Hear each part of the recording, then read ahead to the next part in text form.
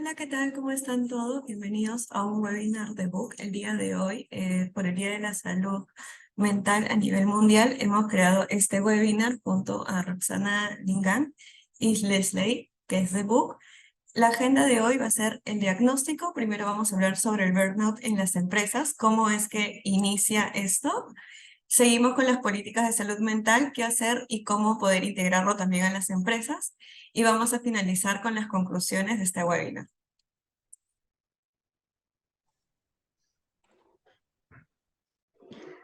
Hola a todos, muy buenas tardes.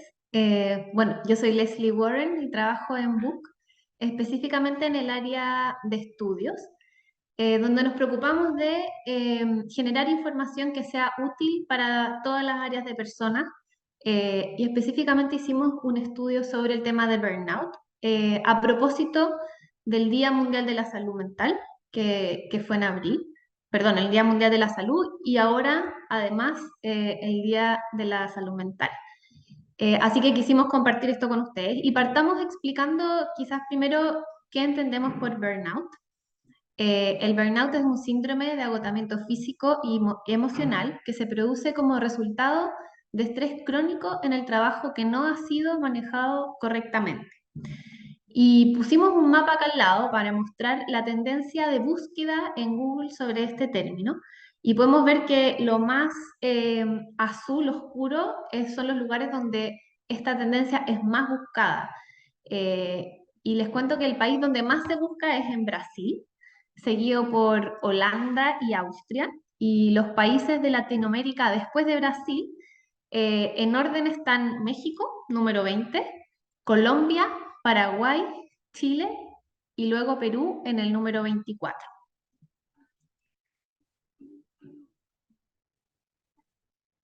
Y además les muestro la tendencia en el tiempo de las búsquedas del concepto de burnout, donde vemos que desde el 2018 a la fecha ha aumentado levemente esta tendencia, en realidad es un 20% de aumento en las búsquedas de Google de este concepto. El pic fue el 2019, cuando se incorporó el concepto de burnout como una enfermedad laboral según la OMS.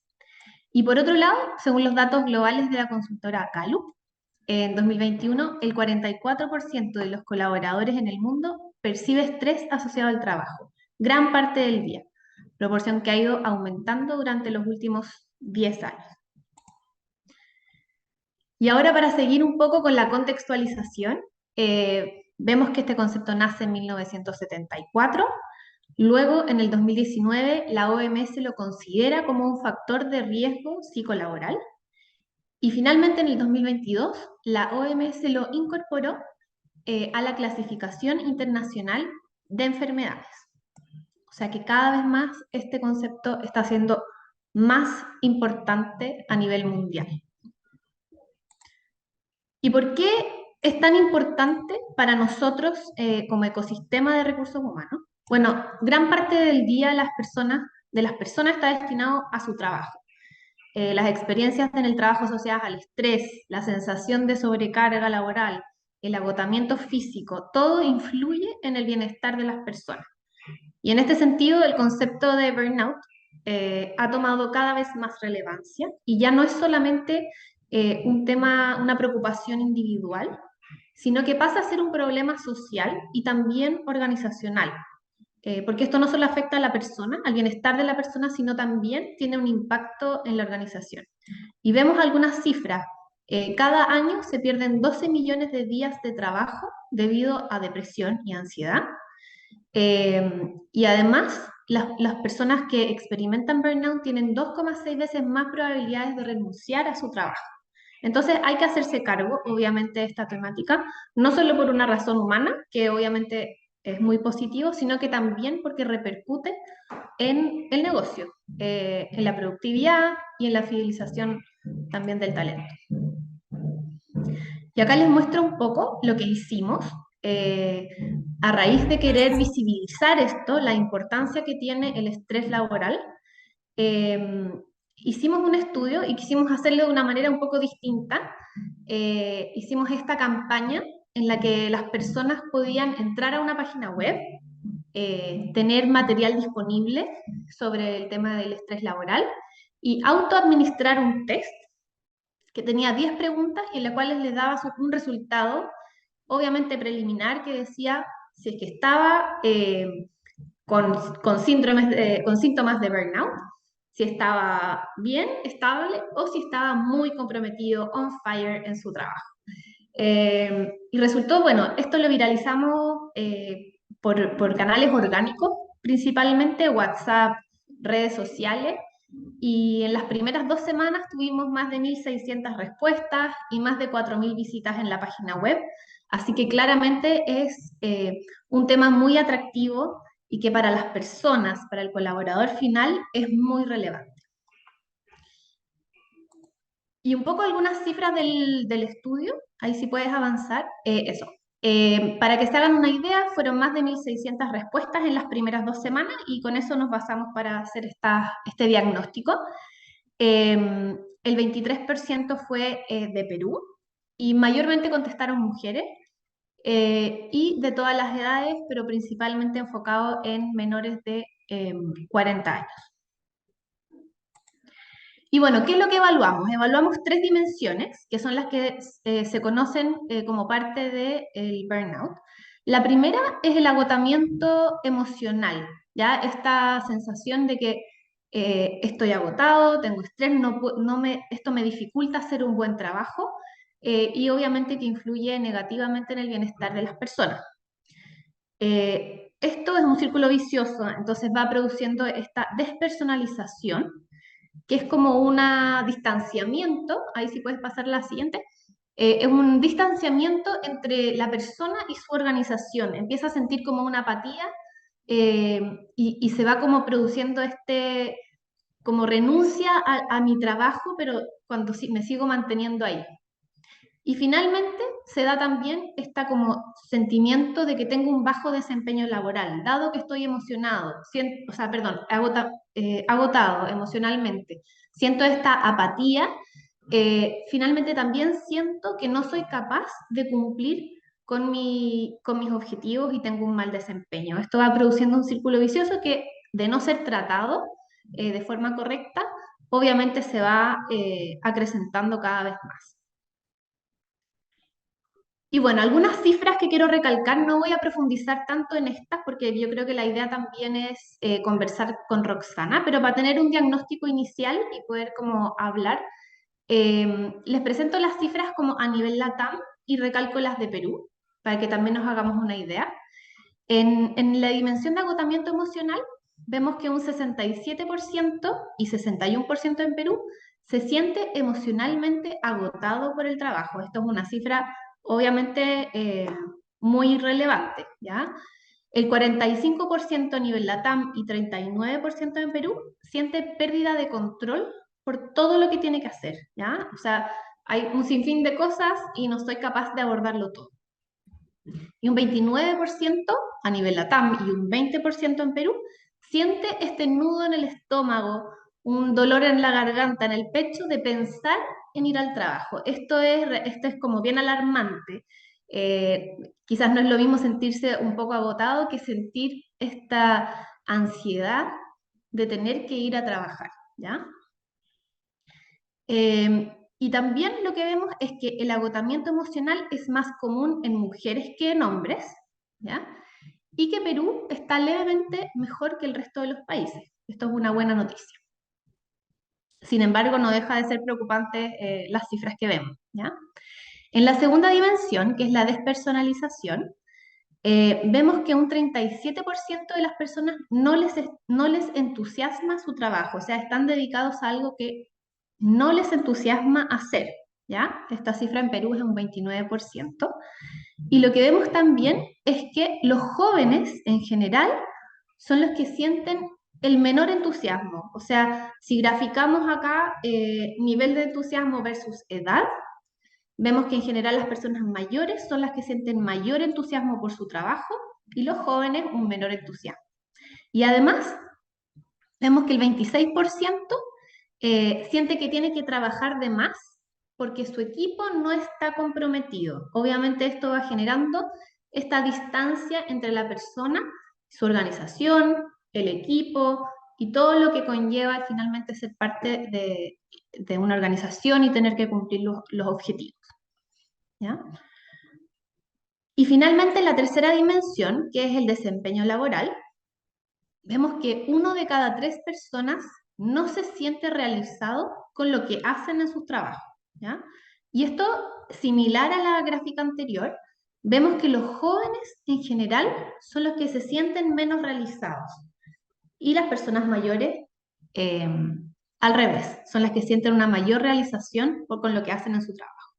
Y un 27% dice que no logra desplegar sus capacidades en su trabajo, o sea que finalmente están en un trabajo en el cual ellos probablemente hacen lo que tienen que hacer, pero sienten que tienen más capacidades y que no las pueden desplegar de manera adecuada.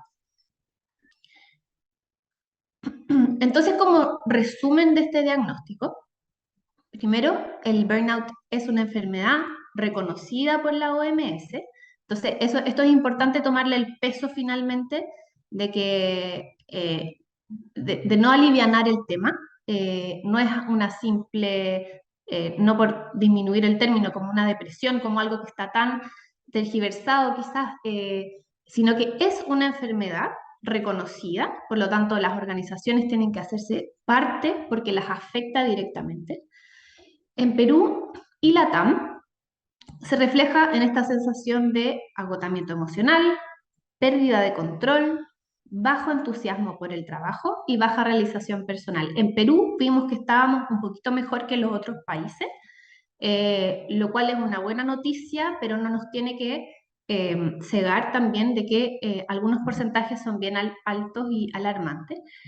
Y finalmente también se da mayormente en mujeres y jóvenes, y esto también muchas veces se da el agotamiento emocional mayor en mujeres porque sabemos que tienen otras realidades también, otras cargas que deben cumplir las mujeres en general. Y bueno, los jóvenes también se da algo bien especial, y que es que los jóvenes hoy en día hablan mucho más sobre temas de salud mental, quizás lo tienen menos estigmatizado y y sienten que pueden conversar del tema, mientras que las personas quizás mayores, no es que lo escondan más, pero es algo que quizás es más tabú. Eh, y por otro lado, también existe una gran necesidad de los jóvenes de demostrar, de salir adelante y eso, bueno, obviamente que es una presión mayor y quizás eso también puede estar eh, impulsando esto de que tengan mayores síntomas de burnout. Y por otro lado, las personas más adultas con más experiencia probablemente han generado estrategias para abordar el estrés, lo cual a los jóvenes todavía les falta un poquito de experiencia para poder generar estas estrategias propias emocionales que pueden ayudarte como a defender de todo esto que está pasando en el trabajo. Bueno, y ahí les dejo también el QR. Este obviamente es un resumen, pero si quieren descargar el estudio completo, se los dejo ahí por si quieren, también se los podemos mandar después. Y la idea ahora es conversar con Roxana, que es experta en temas de salud mental, y llegar a algo más concreto, en el fondo teniendo un diagnóstico y saber de qué estamos hablando. Bueno, ¿cómo avanzamos desde las organizaciones? ¿Qué políticas de salud mental puedo tener en mi empresa? ¿Y cómo puede ayudar la tecnología también en este tema? Así que Roxana, muy bienvenida. ¿Estás muteada, Roxana? Muchas gracias, gracias por el pase, Leslie, y bienvenidos a nuestros participantes. Efectivamente, hablar de las políticas de salud mental está asociado a qué es lo que está ocurriendo justo con los indicadores y ese número, cómo está impactando en el sentir del colaborador dentro de la organización. Existe población flotante, esa población flotante que puede estar todavía silenciosa y es una realidad en la cual nos estamos enfrentando.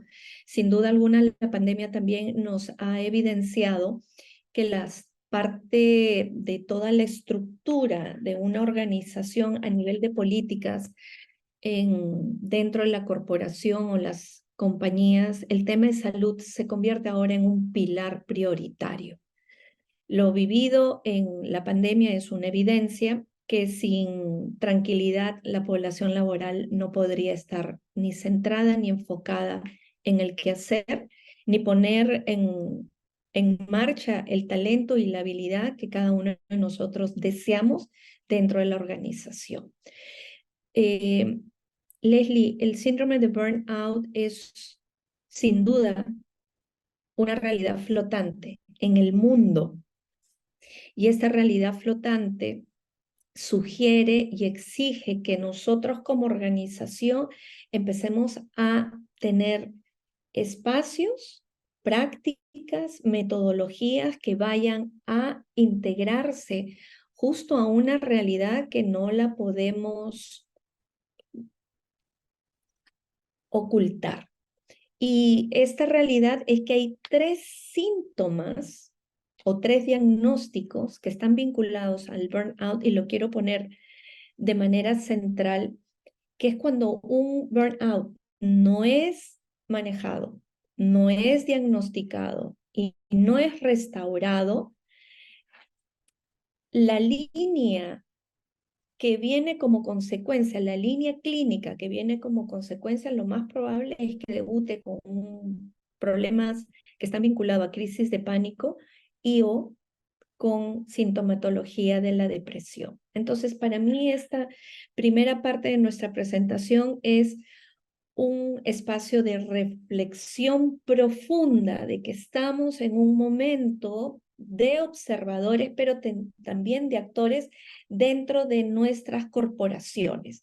¿Cuáles van a ser esos lineamientos con los cuales yo puedo intervenir una realidad que está ahí y que si no tiene un modelo de intervención y una política donde se soporte, esto va a seguir? De ahí que la OMS ha trazado que en 7 años la depresión viene como primera causa de discapacidad mundial y hoy ya la es en segundo nivel.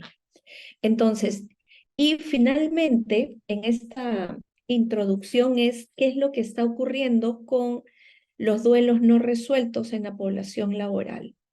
Personas que han perdido a sus seres queridos se han reincorporado o nos hemos reincorporado, pero el dolor emocional por la pérdida que no ha sido encaminado también se convierte en algo pendiente. Dicho ello, efectivamente vamos a revisar, en la siguiente por favor, vamos a revisar algunos lineamientos que deberíamos tener a razón de los nuevos diseños para el manejo de la ley y el reglamento de salud mental que en Perú ya tenemos justo en el año 2019. Me parece que 2 meses previo al confinamiento salió la reglamentación de la ley. Entonces, entre algunos de los lineamientos de la política es que podamos diseñar un manual de buenas prácticas. Es importante mencionar que cada sector también va a tener su propio manual, porque no es lo mismo intervenir a una población del sector banca, retail, que una población orientada a un sector extractivo como petróleo, minería, entre otros. Cuando hablamos de construir un decálogo de la salud mental, es tener bien los lineamientos de los cuales a nivel de comportamiento, ¿de qué estamos hablando del comportamiento en salud mental? Como tú mencionaste al inicio, hay que salirnos de la estigmatización y normalizar los conceptos, más no incorporarlos como parte de que ya las personas vivimos en un contexto y una realidad compleja y así tengo que funcionar. Desde la enfermedad no puedo ser funcional y ahí hay un concepto súper valioso. el síndrome de burnout es una enfermedad que está caminando y está flotando dentro de la organización. Por ende, igual como un manual de competencias, igual como un manual de política de compensaciones, yo debo tener un manual de cuáles van a ser esos comportamientos emocional y mentalmente saludables que yo voy a incorporar dentro de la cultura de mi organización. Vuelvo a repetir, igual como cultura, igual como un manual de habilidades, tiene que ver también con la descripción del comportamiento saludable y emocionalmente sano. ¿Qué es la mente sana y qué son las emociones sanas? Y ahí es lo que se invita, y me adelanto a lo que voy a comentar más adelante, es constituir un comité especializado donde se delimite a través del criterio de jueces en mesa de trabajo cuáles van a ser esos comportamientos saludables a nivel mental y emocional, que son los que vamos a, uno, cuidar, dos, vamos a desarrollar y también los vamos a incorporar dentro de nuestras políticas de clima y de cultura, igual como están nuestros conceptos de respeto a la igualdad, entre otras. Cuando hablamos en la tercera viñeta de diseñar un plan de vigilancia, está referido a hacer evaluaciones periódicas. La evaluación periódica me va a advertir dentro de la población total y diferenciado en los grupos laborales cómo es el comportamiento de riesgo de cada población laboral dentro de la estructura. Nosotros hemos visualizado programas de vigilancia, perdón, hemos desarrollado programas de vigilancia en salud mental en diferentes sectores y lo interesante es que cuando en el core del negocio, donde la población laboral está en la parte productiva, probablemente es donde están los nudos, los riesgos, los alertas pueden estar justo en el core del negocio. Entonces, qué relevante y qué importante es ir directamente a dónde están los alertas en la población laboral. Por eso se sugiere levantar los programas a través levantar estudios de vigilancia y salud mental que se convierten en tu hallazgo para identificar dentro de tu mapa de riesgos dónde están y cómo los vamos a intervenir. Entendiendo que el riesgo va desde la línea jerárquica, en todas las líneas jerárquicas, desde la más, diríamos, inicial de la estructura orgánica hasta la más estratégica. Todas las líneas jerárquicas, porque el burnout no distingue de género, no distingue de edad y no distingue de cargo. Y eso es un elemento fundamental. Definitivamente el burnout inicia en la clase jerárquica más alta porque son los que contenían mayor nivel de exigencia. Y acá me permito darles una reflexión. Actualmente se maneja ante la sobreexigencia, ante el sobreaceleramiento, hay una sobrefrustración. Por eso es que las poblaciones más jóvenes hoy buscan no vivir en el aceleramiento que otras generaciones vivimos, porque han advertido en el papá, en el tío, en los abuelos, justo la sintomatología que se observa al día de hoy a nivel de salud mental.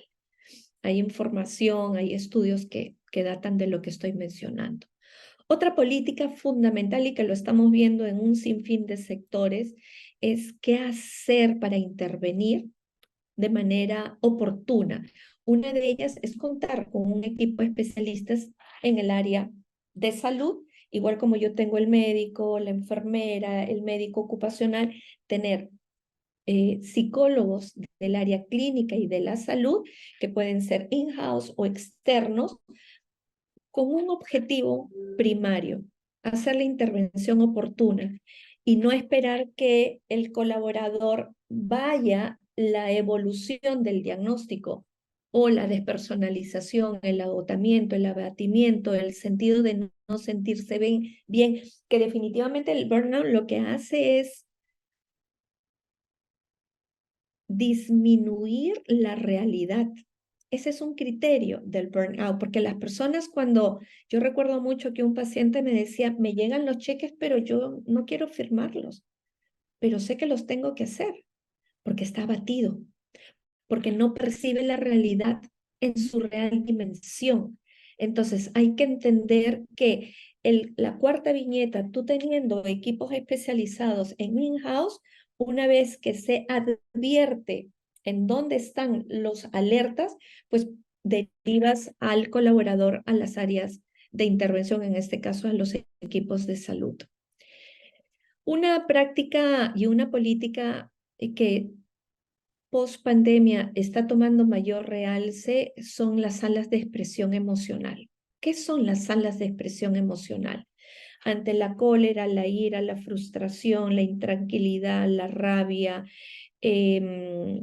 la angustia, estos son elementos que son respuesta del comportamiento psicoemocional del ser humano.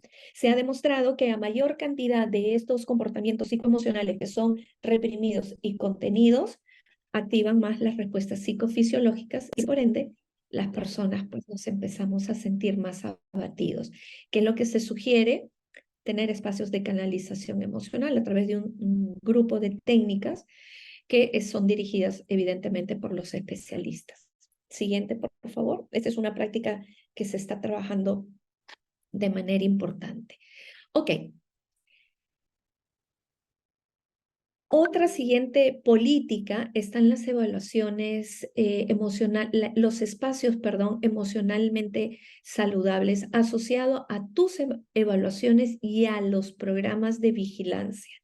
Estos espacios en prepandemia y muchos años atrás, nosotros lo conocíamos o lo observamos en algunas corporaciones como ese espacio de escucha que tenías entre tu jefe y los colaboradores, donde las personas se sentaban sin ningún tema en particular a expresar. Algunos le llamaban hablando con el jefe, tomando el café con el gerente general.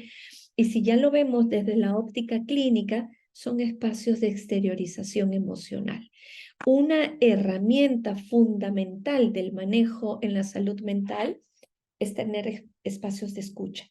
Espacios de escucha, espacios de expresión emocional y espacios de restauración del flujo psicoemocional. Vale decir, el comportamiento psicofisiológico de las emociones. Otra política u otra buena práctica que se puede implementar son las líneas de asistencia y de urgencias. Vivimos en una realidad donde la incertidumbre ya no es lo que nunca se presenta. Basta ver las noticias y solo dar un mapeo y un radar en lo que está aconteciendo en la humanidad. Entonces, las líneas de manejo de urgencias van ¿para qué? Asaltos, muertes súbitas, enfermedades, colaboradores que han partido por alguna enfermedad terminal de un momento a otro, como hace poco me tocó intervenir un proceso de duelo en un corporativo y sus compañeros decían, es que esto fue demasiado rápido. Entonces, esto también está vinculado a la siguiente herramienta, que es crear brigadas de auxilios psicológicos. Importante porque igual como hay embajadores de salud, igual habemos brigadistas. Aquel capital humano, aquel colaborador que tiene vocación de servicio, misión, sentido de ayuda, sentido de solidaridad colectiva, aquel capital humano que, y ahorita una de las cosas que siempre menciono, porque hay tanta búsqueda de tener especialistas para que nos escuchen, mentorías, coaches, psicólogos, porque el ser humano necesita contención, porque el ser humano necesita encaminamiento. Entonces, imaginémonos cuando llegan las crisis diversas. No quiero poner nombres, pero basta ver las noticias. Ahí funcionan los brigadistas de primeros auxilios psicológicos que tienen un entrenamiento por especialistas, médicos, psiquiatras, psicólogos, que estamos facultados para poderlos entrenar y para que puedan actuar como su propio nombre lo dice, como brigadistas en situaciones extremas. Definitivamente, cuando ha ocurrido el último terremoto acá en nuestro país, en el 2007, salieron muchos equipos de ayuda, muchos sin formación. Ahora estamos muchos formados. Entonces, la vida actual nos sugiere que sí, hay que trabajar sobre este elemento de manera importante. El otro elemento, la otra práctica son las salas de escucha, como les mencioné hace un momento, que también están vinculadas a la meditación asistida. Yo le llamo meditación asistida, o nosotros lo denominamos así, para darle encaminamiento post una práctica de meditación, hasta que la persona realmente articule esa buena práctica como un hábito y sepa reconocerse, cómo poder potencializar su experiencia vivida a través de una meditación. Existen programas también de restauración que están vinculados a la mejora del estrés crónico y a la fatiga y que tienen un sinfín de submódulos que permite justo restaurar y monitorear a esa población en riesgo. Dicho ello, el estrés crónico no se restaura por sí mismo. El estrés crónico requiere tratamiento. Los pacientes cuando llegan a la consulta y abrimos la historia clínica data de años, porque dentro del curso del estrés crónico o del burnout, que es sinónimo, el curso va de 3 a 5 años. Cuando la persona ha permitido que se instale la enfermedad, como muy bien Leslie lo ha mencionado, eso sugiere que se ha instalado también la patología física, vale decir, las enfermedades. Si eso ocurre, la siniestralidad, el KPI de la póliza de seguros, también va a cambiar la aguja. Y por eso, desde la responsabilidad como especialistas en manejo de el plan de desarrollo de la organización, el plan estratégico, las buenas prácticas de salud, es relevante sistematizar, identificar y priorizar los modelos de intervención de acuerdo también al mapa de riesgos. No todo se resuelve con meditar, no todo se resuelve con salir a caminar, no todo se resuelve con comer sanamente, porque si no hay un modelo que integre cómo esos ejes se han ido moviendo como consecuencia de tu mal sueño, de tu estilo de vida, de tu no alimentación adecuada, que es primero, y entonces ahí el especialista tiene que encaminar. Por experiencia, se maneja así. Y los procesos de evaluación de riesgo psicosocial hay que abrirlos al capítulo de salud mental. Acá sí hay un aporte de parte de nosotros como consultora que manejamos Talent and Wellness Global, estas prácticas casi 30 años en el país y en otros países, y controlando los riesgos y restaurando el riesgo de las poblaciones. La siguiente, por favor. Dicho ello, quiero mostrarles lo siguiente para darles paso para que nos puedan compartir sus inquietudes y preguntas.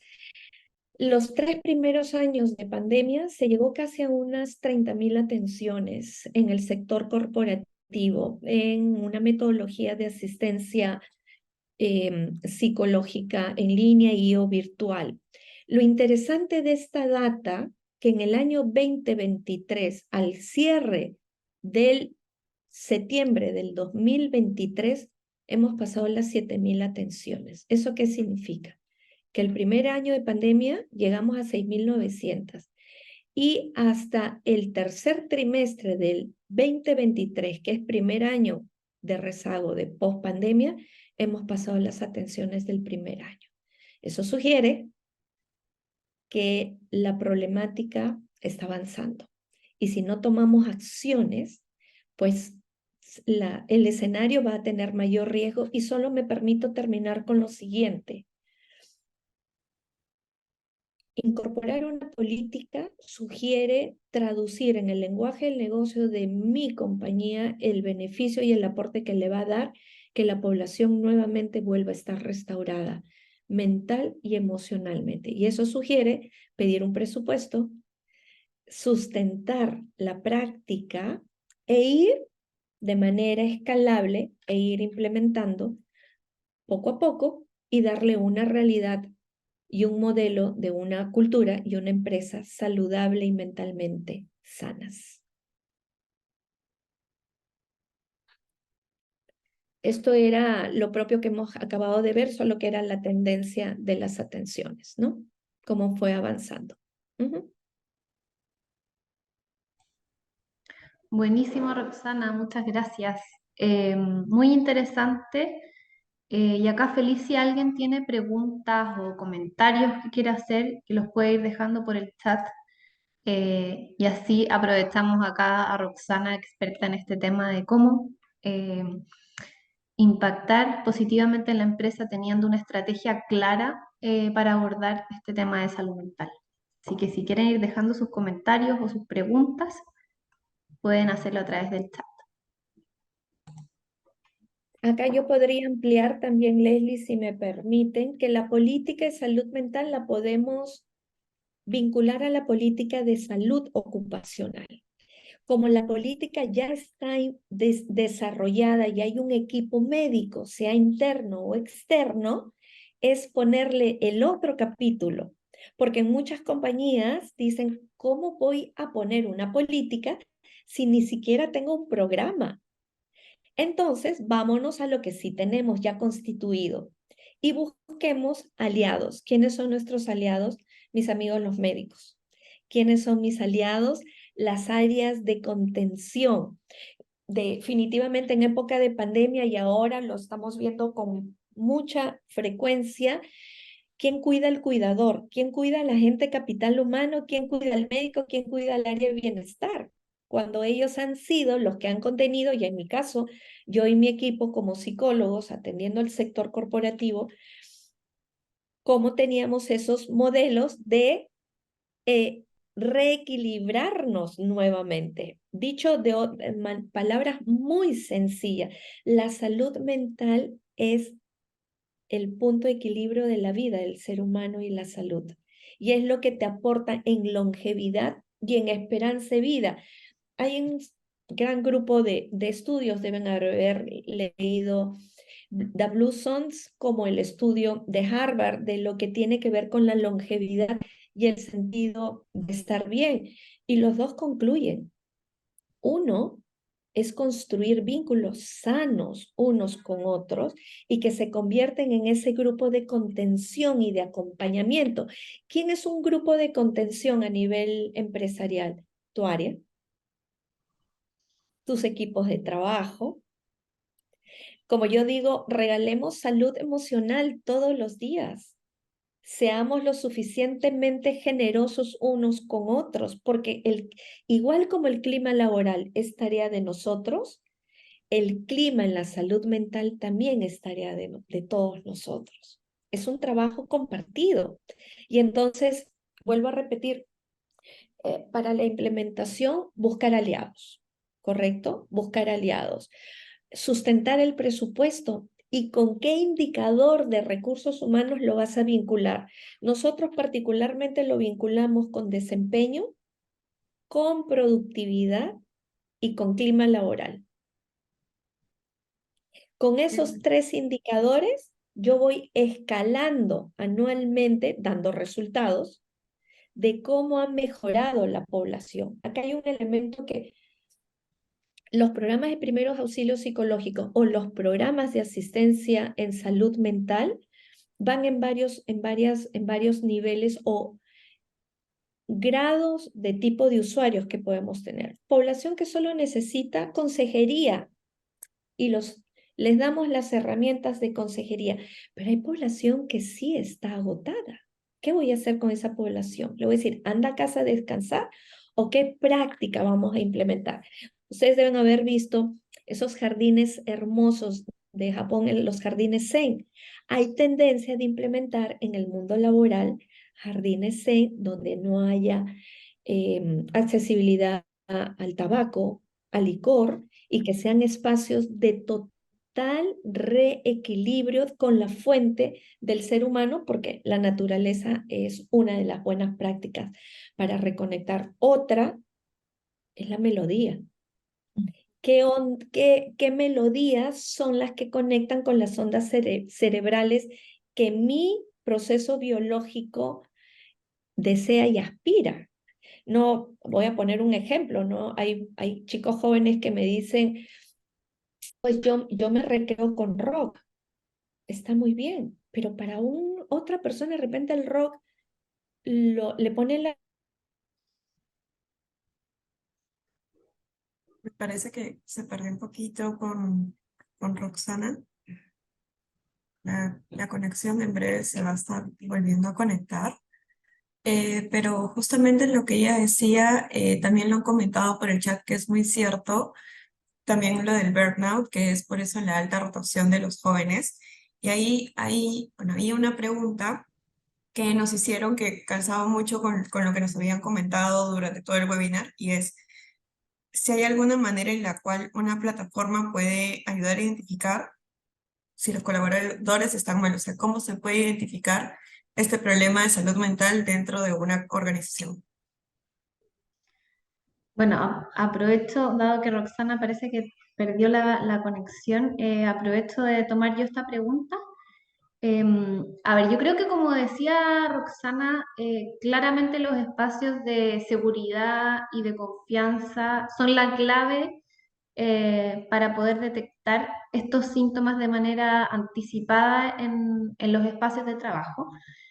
Sin embargo, obviamente en ambientes cada vez más remotos o híbridos es muy importante contar con herramientas tecnológicas que nos apoyen. Y en ese sentido, lo que hemos visto nosotros con nuestros clientes precisamente, cómo utilizan, por ejemplo, nuestra herramienta, para poder tener este pulso de cómo está su organización, es justamente lo que decía Roxana al final, sobre los indicadores a los cuales ellos apalancaban en el fondo, cómo se sentía la organización. Y uno de ellos era desempeño y también clima. Entonces las organizaciones finalmente necesitan una forma de medir, obtener data y poder analizar esa data a través de encuestas, encuestas pulso, encuestas de cualquier tema, encuestas a áreas en específica, a un segmento de la organización en específico, quizás que les preocupe algún tema. Entonces, todo eso lo pueden ir haciendo con una plataforma, obviamente.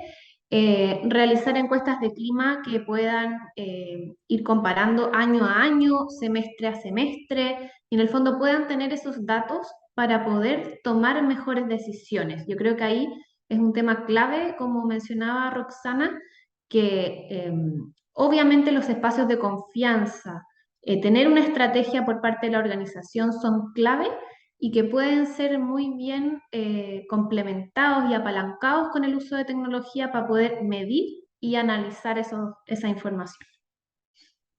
Perfecto, muchas gracias. Ahí está Roxana nuevamente con nosotros, que junto con Leslie nos puede ayudar a responder esta otra pregunta que nos han hecho, y es, ¿de qué manera se puede solucionar o mejorar la salud mental en los colaboradores? Si es que se debe dar algo para poder incentivarlos. Estás en Estás mute. en mute, sí.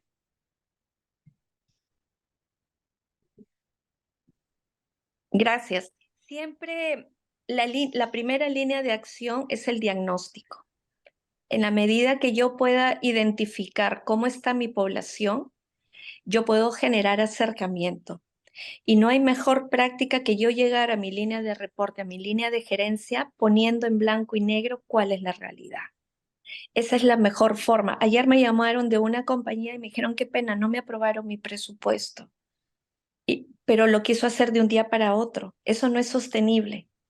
Las iniciativas de impulso no son sostenibles. Las iniciativas que van dentro de un modelo de gestión sí son sostenibles.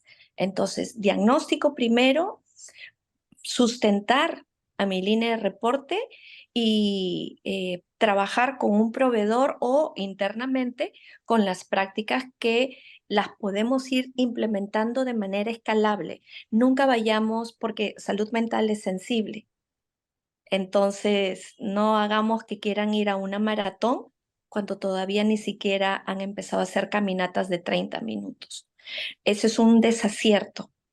Es un desacierto. Tenemos que ir con buenas prácticas progresivamente e ir levantando la confianza en los colaboradores para que puedan ellos ir depositando también su comportamiento y su mejoramiento, no para solo la compañía, sino para ellos mismos, porque al final hay un beneficio bidireccional para ambos, ¿verdad?